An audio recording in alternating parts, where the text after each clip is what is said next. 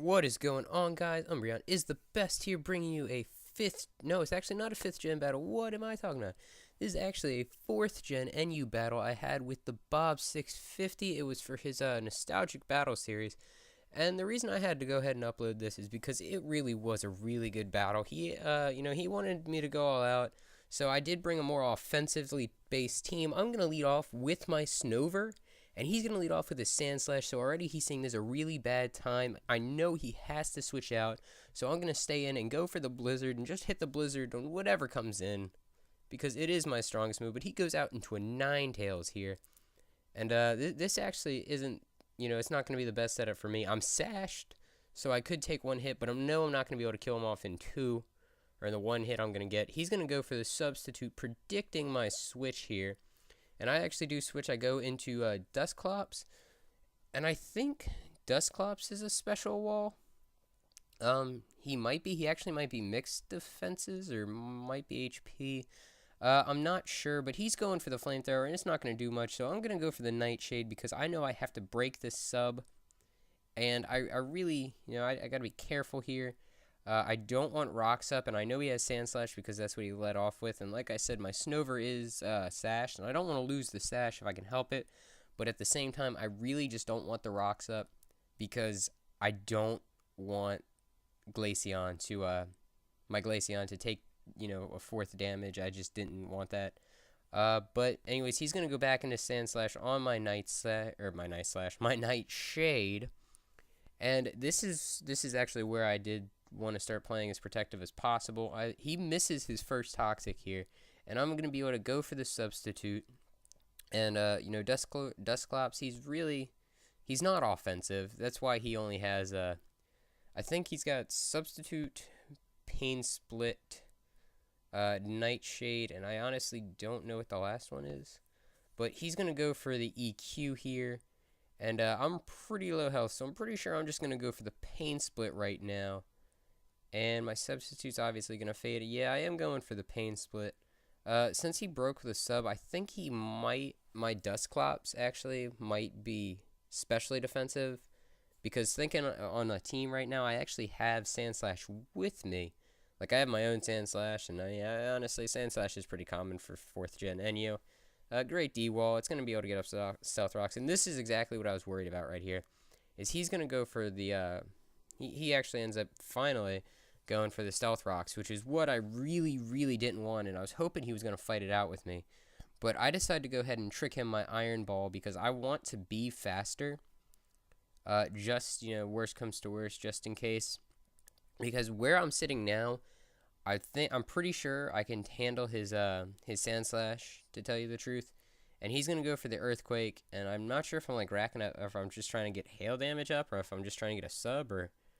Honestly, I don't really know what I'm trying to do right now. I think it's because he doesn't look like he's at a low enough HP for Nightshade to kill him, and I wanted to get one more turn of hail damage off on him. And here you see I got his leftovers off him, which is going great for me because I'm able to get back my hail damage, and I am able to kill him off here with the Nightshade, which is actually exactly what I wanted. And I think he ends up going into Ninetales, and I'm not too sure why. Just because a physical attacker, he should have seen how much more physical attacks were doing to Dusclops, and I actually live with 3 HP, and he gets a burn, but it really doesn't matter because hail is going to kill me anyways, and I'm able to kill him off with the Nightshade. And I think here, after hail kills me off, hang on, I'm pretty sure I'm going to go into my own Sandslash. So, yeah, here comes out my Sand Slip, and he's going to take a little bit of Rocks damage, but it's nothing major. So here, he goes into Hitmonchan, and I'm thinking, okay, Ice Punch is going to come. I should be able to take it just fine, unless he crits. And then right here, this immediately told me that he was banded. So I was able to think around this now, because if he's banded, I know he's not going to be able to go for any priority. And I'm going to, since I got the Rapid Spin, to tell you the truth, that's all I wanted to get off. And he's just going to go for another Ice Punch and kill me off, which is actually fine by me because he's going to take some hail damage here.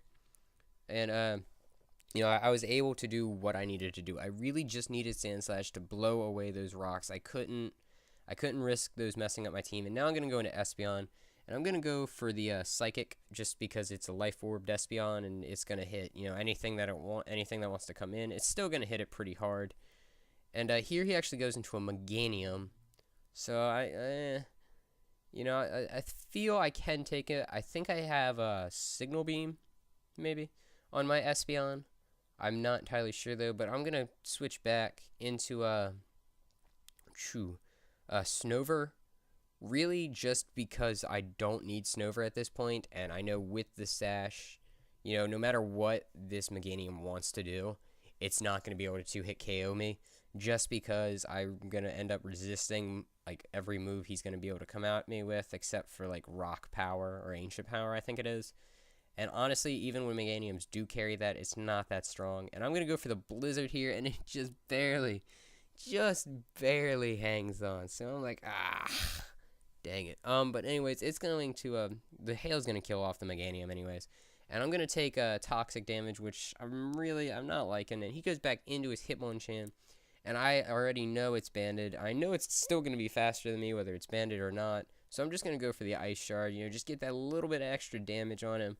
I really just want to make sure when I can bring in Espeon, and I know when I bring in Espeon, because he's locked into close combat, especially because he's locked into close combat and he's getting the D-drops, I'm going to be able to go into Espeon, and he's either going to have to stay in and take my hit, or he's going to have to switch out. And like I said earlier, no matter what he switches out into, it's still going to take a Psychic pretty hard, and he's going to have to fodder off his Poliwrath here. And the reason I'm not afraid of losing Espeon anymore, like I really just wanted to keep Espeon around to handle the Hitmonchan and deal out as much damage as I could.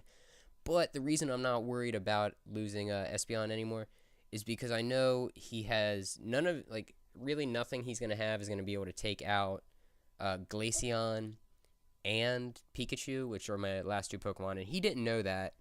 And we were actually going tit for tat this whole entire match, so I really like that. But I just wanted to make sure I had enough HP to live it, or not live it, but yeah, actually I did. That's why I was trying to watch my Life Orb damage, and I'm still losing a bunch of HP here because between Hail and Life Orb, I'm really hurting. But his last Pokemon is a Scarfed Plusle, and honestly, like I said, I wasn't afraid of losing Espeon a little ways back, just because I knew that.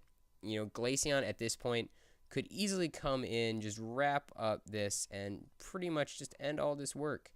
And he's going to go for another Thunderbolt. Like I said, he is Scarfed, so it's not going to be too bad, but it's only going to do about half. And that's pretty good considering I have no defense or special defense or even HP investment here. And I'm going to go for the Specs Blizzard, and that is going to be good game, Bobs. And I will talk to you guys.